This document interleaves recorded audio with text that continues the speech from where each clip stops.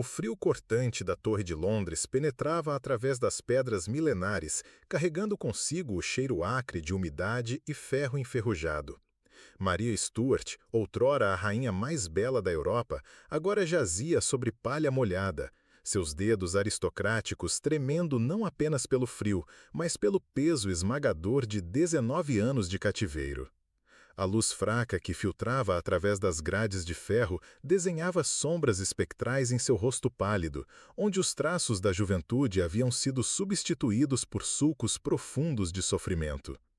O som constante do gotejamento de água ecoava pela cela como um metrônomo cruel, marcando cada segundo de sua agonia prolongada. Seus lábios, outrora vermelhos como rosas escocesas, agora moviam-se em orações silenciosas, enquanto suas mãos descarnadas agarravam-se ao crucifixo que havia sido sua única companhia fiel através dos longos anos de prisão. O cheiro de mofo e decomposição que impregnava as paredes parecia sussurrar promessas de um fim próximo, e ainda assim, mesmo diante de tudo, sua fé não vacilou. Como uma mulher que um dia comandou 2 reinos chegou a este fim tão devastador? Como a criança coroada aos 6 dias de vida, prometida ao trono da França e aclamada como a mais bela princesa da cristandade, encontrou seu destino nas profundezas geladas de uma torre inglesa? A resposta jaz nos corredores sombrios da política elisabetana, onde a religião e o poder se entrelaçavam em uma dança mortal e onde o destino de uma nação católica pendia no fio da navalha do protestantismo inglês. Maria nasceu em 8 de dezembro de 1542, no Palácio de Linlithgow, quando a Escócia ainda respirava os ares da velha fé. Seu pai, Jaime V, morreu apenas 6 dias após seu nascimento, deixando uma criança no berço como herdeira de um reino em turbulência. O ar do palácio naquela época era perfumado com incenso e rosas, e as paredes ecoavam com cantos gregorianos que pareciam abençoar aquela criança destinada a carregar o peso de uma nação sobre seus ombros diminutos. As amas francesas que cuidavam da pequena Maria sussurravam canções de ninar em francês, enquanto preparavam-na para um destino que transcendia as fronteiras escocesas. Os tapetes persas sob seus pés pequenos e as sedas bordadas que tocavam sua pele delicada eram apenas os primeiros sinais de uma vida que seria marcada tanto pela opulência quanto pela tragédia. A rebelião que se seguiu foi rápida e brutal. Na Batalha de Carberry Hill em junho de 1567, as forças de Maria foram derrotadas sem que uma única espada fosse desembainhada. O exército que havia jurado lealdade a ela simplesmente se dispersou, deixando-a sozinha e exposta diante de seus inimigos. O vento que soprava através do campo de batalha carregava consigo o cheiro de metal e couro, misturado com o suor do medo e da traição. Maria, montada em seu cavalo, observava seus súditos voltarem as costas para ela, e naquele momento seu corpo ereto e digno parecia todo o peso da majestade derrotada. Mesmo diante de tudo, sua fé não vacilou, mas sua confiança na lealdade humana foi para sempre quebrada. A abdicação forçada de Maria em favor de seu filho de 1 ano foi uma humilhação que cortou mais profundamente do que qualquer ferida física. Presa no castelo de Loch Leven, uma fortaleza rodeada por água que parecia simbolizar seu isolamento completo do mundo, ela assinou os documentos que transferiam a coroa escocesa para Jaime VI. A tinta que fluía de sua pena parecia carregar consigo lágrimas invisíveis, cada letra uma pequena morte, cada palavra uma renúncia não apenas ao poder, mas à própria identidade que havia definido sua existência. O cheiro de tinta e pergaminho misturava-se com o aroma salgado do lago que cercava o castelo, criando uma atmosfera de finalidade que parecia selar seu destino para sempre. Se isso está te tocando de algum jeito, aproveita agora e se inscreve. Tem muito mais vindo por aqui e você vai querer acompanhar essa jornada de transformação que estamos construindo juntos. Mas Maria Stuart não era uma mulher que aceitaria facilmente a derrota. Sua fuga dramática de Loch Leven em maio de 1568, ajudada por jovens admiradores que ainda viam nela a legítima rainha da Escócia, demonstrou que seu espírito, embora ferido, não estava quebrado. A fuga noturna através do lago gelado, o som abafado dos remos cortando a água, o cheiro de névoa e juncos que subia da superfície, tudo isso contribuía para uma esperança desesperada. Mas a liberdade durou apenas 11 dias. A derrota final na Batalha de Langside marcou o fim definitivo de suas ambições escocesas e o início de sua longa jornada rumo ao cativeiro inglês. A decisão de Maria de buscar refúgio na Inglaterra foi a decisão que transformaria os últimos 19 anos de sua vida em uma agonia prolongada. Elizabeth I, sua prima e rival, enfrentava um dilema terrível. Executar Maria seria criar uma mártir católica. Libertá-la seria dar a seus inimigos uma arma poderosa contra sua própria legitimidade. A solução foi um meio-termo cruel, prisão perpétua disfarçada de hospitalidade real. Maria chegou à Inglaterra em maio de 1568, esperando encontrar asilo temporário, mas em vez disso encontrou uma prisão dourada que duraria até o fim de sua vida. Os primeiros anos de cativeiro foram marcados por uma deterioração gradual, mas inexorável. Transferida de castelo em castelo, de Sheffield a Tutbury, de Chatsworth a Fotheringhay, Maria experimentou uma variedade de prisões que tinham em comum apenas sua função: manter a ex-rainha escocesa isolada do mundo exterior. Cada mudança de residência era acompanhada pela esperança renovada de que talvez desta vez as condições fossem mais favoráveis, mas cada esperança era sistematicamente esmagada pela realidade implacável de seu status de prisioneira. O cheiro de mofo e umidade que permeava esses castelos antigos tornou-se tão familiar quanto o perfume de rosas que um dia havia marcado sua juventude. O som de chaves girando em fechaduras, o eco de passos de guardas nos corredores, o ruído constante de correntes e ferrolhos, tudo isso se tornou a trilha sonora de sua existência. A saúde de Maria começou a declinar visivelmente durante seus anos de cativeiro.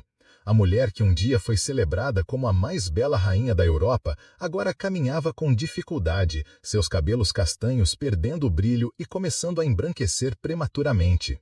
Suas mãos, que outrora haviam segurado cetros e assinado tratados, agora tremiam com artrite e reumatismo causados pela umidade constante de suas prisões. O frio penetrante dos castelos ingleses parecia ter se instalado em seus ossos, fazendo com que cada movimento fosse acompanhado por uma dor surda que nunca a abandonava completamente. Seu corpo era frágil, mas sua alma já era eterna, resistindo à decomposição física através da força de uma fé que se tornava mais intensa quanto mais ela sofria. Durante esses anos de cativeiro, Maria desenvolveu uma rotina que lhe permitia manter uma aparência de normalidade e dignidade. Acordava antes do amanhecer para orações privadas, ajoelhada sobre o chão frio de pedra, suas palavras sussurradas criando pequenas nuvens de vapor no ar gelado. O som de suas orações em latim ecoava pelas paredes de pedra, criando uma atmosfera de solenidade que transformava mesmo a mais humilde das celas em um santuário. Suas mãos, embora enfraquecidas pela artrite, ainda conseguiam segurar com firmeza o rosário que havia sido presente de sua sogra, Catarina de Médici, e que agora se tornara seu companheiro mais fiel. O perfume sutil de lavanda que ela cultivava em pequenos vasos nas janelas de suas celas misturava-se com o cheiro de velas de cera que queimava durante suas devoções, criando uma pequena ilha de paz em meio ao oceano de sua prisão. Os longos dias de cativeiro eram preenchidos com correspondência clandestina, bordados elaborados que contavam a história de sua própria tragédia e a escrita de memórias que ela esperava que um dia pudessem contar sua versão dos eventos que haviam levado à sua queda. Suas cartas, escritas em uma caligrafia cada vez mais trêmula, mas ainda elegante, eram pequenas obras de arte diplomática, cada palavra cuidadosamente escolhida para transmitir mensagens múltiplas para destinatários diferentes. O cheiro de tinta e lacre vermelho que selava suas correspondências secretas tornou-se tão familiar quanto o aroma de suas orações matinais. Ela desenvolveu códigos elaborados e sistemas de comunicação que utilizavam desde jardineiros até lavadeiras, transformando cada pessoa em seu séquito reduzido em um potencial mensageiro de esperança ou desespero. O bordado se tornou não apenas uma forma de passar o tempo, mas uma expressão artística de sua angústia interior. Seus dedos, embora doloridos pela artrite, ainda eram capazes de criar obras de beleza extraordinária. Ela bordava cenas da natureza escocesa, as charnecas purpúreas das Highlands, os lagos espelhados que refletiam céus infinitos, as rosas que cresciam nos jardins de Hollywood, como se pudesse, através da arte, retornar aos lugares que definiam sua identidade. O som suave da agulha perfurando o tecido, o sussurro quase inaudível do fio de seda deslizando através da trama, o perfume sutil que emanava das flores secas que ela às vezes incorporava em seus trabalhos, tudo isso criava um mundo em miniatura, onde ela ainda era livre, onde ainda era rainha, onde ainda era a mulher que havia sido antes que o destino se voltasse contra ela. Mas foi durante os últimos anos de seu cativeiro que Maria enfrentou sua prova mais severa. A descoberta de sua suposta participação na conspiração de Babington em 1586 foi o evento que finalmente deu a Elizabeth I a justificativa que ela precisava para eliminar sua rival católica. A evidência contra Maria era controversa, possivelmente fabricada, mas num clima de histeria anticatólica que tomava conta da Inglaterra, a verdade era menos importante do que a conveniência política. Quando Maria foi informada de que seria julgada por traição, ela recebeu a notícia com uma calma que surpreendeu mesmo seus carcereiros. Seu rosto, embora marcado pelos anos de sofrimento, mantinha uma dignidade régia que nem mesmo décadas de humilhação haviam conseguido abalar. Finalmente, ela teria sussurrado para uma de suas damas de companhia: "O martírio que eu sempre soube que seria meu destino." O julgamento de Maria em outubro de 1586 foi uma farsa judicial que serviu apenas para dar uma aparência de legalidade ao que todos sabiam ser uma execução política. Realizado no grande salão do castelo de Fotheringhay, o processo foi conduzido numa atmosfera de hostilidade mal disfarçada. Maria, que havia passado semanas preparando sua defesa, apareceu no julgamento vestida de preto, uma cor que ela escolheu não por luto, mas como uma declaração de sua inocência diante de Deus. Sua voz, embora enfraquecida pelos anos, ainda carregava a autoridade de uma mulher que havia governado nações. Ela negou as acusações com uma eloquência que impressionou mesmo seus acusadores, argumentando que, como rainha por direito divino, ela não poderia ser julgada por súditos de outro soberano. O eco de sua voz pelos corredores de pedra do castelo parecia carregar consigo o peso de séculos de tradição real, uma lembrança poderosa de que eles estavam julgando não apenas uma mulher, mas a própria instituição da monarquia.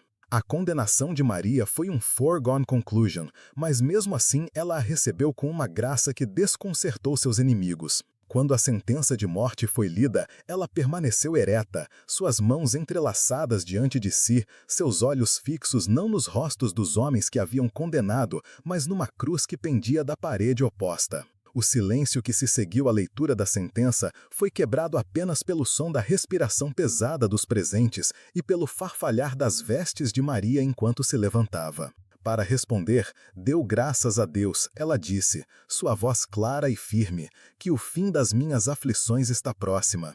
Perdoo de coração aqueles que me condenaram à morte e oro para que meu sangue não seja visitado sobre a Inglaterra. Os meses que se seguiram ao julgamento foram marcados por uma deterioração acelerada das condições de Maria. Transferida para aposentos ainda mais restritivos em Fotheringhay, ela passou seus últimos dias em uma cela que mais parecia uma masmorra do que os aposentos de uma rainha. O cheiro de mofo e umidade tornara-se tão intenso que parecia ter se infiltrado em sua própria pele, e o frio constante fazia com que mesmo as mais pesadas mantas não conseguissem aquecê-la completamente. Mas foi durante esses meses finais que Maria demonstrou uma serenidade espiritual que surpreendeu todos ao seu redor. Ela passava horas em oração, suas palavras sussurradas criando uma atmosfera de paz que contrastava fortemente com a crueldade de suas circunstâncias. O som de sua voz recitando salmos em latim ecoava pelas paredes de pedra, transformando sua cela numa capela improvisada, onde ela se preparava para encontrar seu Criador. Elizabeth I, atormentada pela decisão que sabia ser necessária, mas moralmente questionável, assinou a ordem de execução em 1º de fevereiro de 1587, mas imediatamente tentou retirá-la. A hesitação da rainha inglesa revelava a complexidade moral de sua situação. Executar Maria seria criar uma mártir católica que poderia inspirar revoltas e invasões. Deixá-la viver seria manter uma constante ameaça à segurança do reino. Mas a ordem já havia sido despachada, e na manhã gelada de 8 de fevereiro de 1887, Maria foi informada de que sua execução ocorreria naquela mesma manhã. A notícia foi recebida com uma calma que beirava o sobrenatural. Maria pediu apenas algumas horas para se preparar espiritualmente e passou esse tempo final em oração intensa, cercada pelas poucas damas de companhia que haviam permanecido fiéis a ela através de todos os anos de cativeiro. A preparação de Maria para sua execução foi um ritual de transformação que a elevou de prisioneira a mártir. Ela escolheu cuidadosamente suas vestes finais, um vestido de cetim preto bordado com detalhes em prata, simbolizando sua inocência, e por baixo uma anágua de veludo vermelho, a cor dos mártires católicos. Suas mãos, que haviam tremido com artrite durante anos, agora pareciam ter encontrado uma força renovada enquanto ela escrevia suas últimas cartas e distribuía seus poucos pertences entre seus servos fiéis. O perfume sutil de lavanda que ela aplicou em suas mãos e pescoço era uma lembrança dos jardins de sua juventude, uma pequena defesa contra o cheiro da morte que já começava a permear o castelo. O som de sua voz ditando suas últimas palavras para sua secretária tinha uma qualidade musical que parecia carregar consigo ecos de todas as orações que ela havia oferecido durante seus anos de cativeiro. Quando Maria desceu as escadas de pedra rumo ao grande salão onde o cadafalso havia sido erguido, cada passo ecoava como um sino funeral pelos corredores vazios. Seus pés, calçados em sapatos de veludo preto, tocavam as pedras desgastadas com uma dignidade que transformava sua caminhada final numa procissão real. O cheiro de madeira fresca do cadafalso misturava-se com o aroma de velas de cera que haviam sido acesas para iluminar a cena, criando uma atmosfera que era simultaneamente solene e terrível.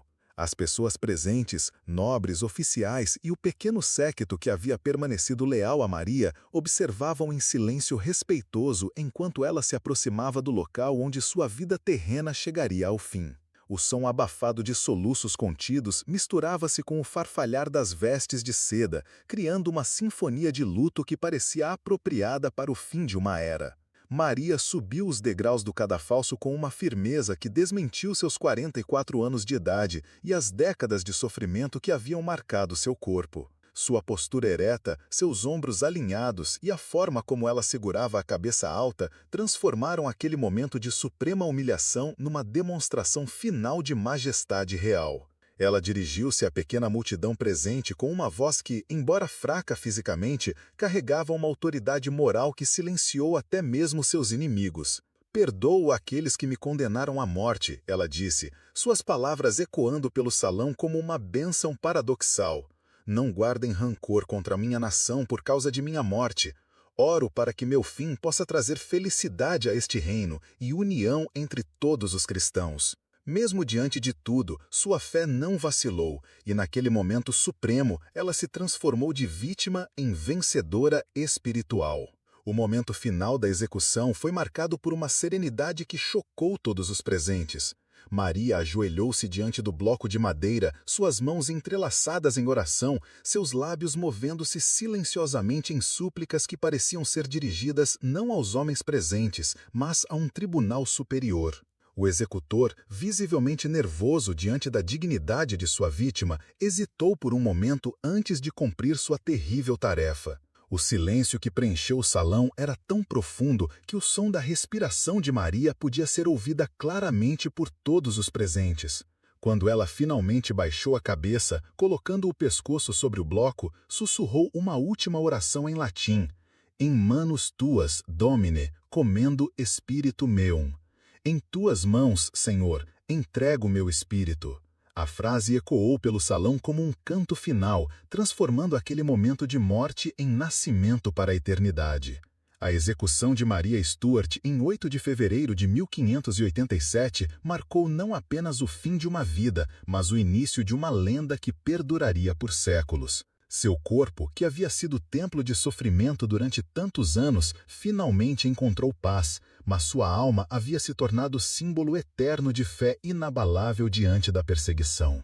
As reportagens contemporâneas da execução, escritas tanto por inimigos quanto por simpatizantes, concordam num ponto: Maria morreu como havia vivido seus últimos anos, com uma dignidade que transformou sua derrota política em vitória espiritual. Aquilo que o mundo tentou apagar tornou-se eterno, e a mulher que havia perdido 2 reinos na terra ganhou um reino nos céus que nenhum adversário poderia lhe tirar. O legado de Maria Stuart transcende as circunstâncias trágicas de sua morte.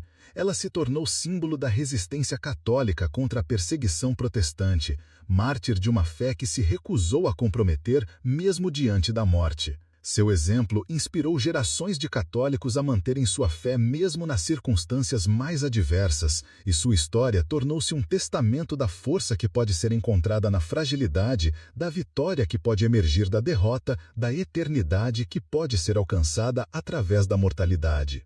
Poetas, dramaturgos e historiadores encontraram em sua vida uma fonte inesgotável de inspiração, não apenas pela tragédia de seu destino, mas pela graça com que ela enfrentou cada provação. Friedrich Schiller, em sua obra-prima Maria Stuart, captou perfeitamente a essência de sua grandeza, não na coroa que ela perdeu, mas na forma como ela perdeu, não no poder que ela exerceu, mas na dignidade que ela manteve quando todo poder lhe foi tirado. A ironia suprema da história de Maria Stuart é que ela alcançou na morte a imortalidade que havia buscado em vida. A mulher que havia lutado para manter 2 reinos terrenos encontrou na morte um reino espiritual que nenhum adversário poderia conquistar. Seu sangue, derramado no cadafalso gelado de Fotherenheim, tornou-se semente de uma devoção que floresceria por séculos, inspirando artistas, poetas e fiéis que viram em sua história não apenas uma tragédia política, mas uma parábola sobre a natureza redentora do sofrimento aceitado com fé. A duquesa, que aprendeu a dormir num caixão de pedra durante seus anos de cativeiro, finalmente encontrou o descanso eterno que havia buscado durante toda a sua vida atribulada. E nesse descanso final, ela alcançou a paz que nem coroas nem reinos haviam conseguido lhe proporcionar, provando que algumas vitórias só podem ser conquistadas através da aparente derrota e que alguns tronos só podem ser alcançados através da cruz.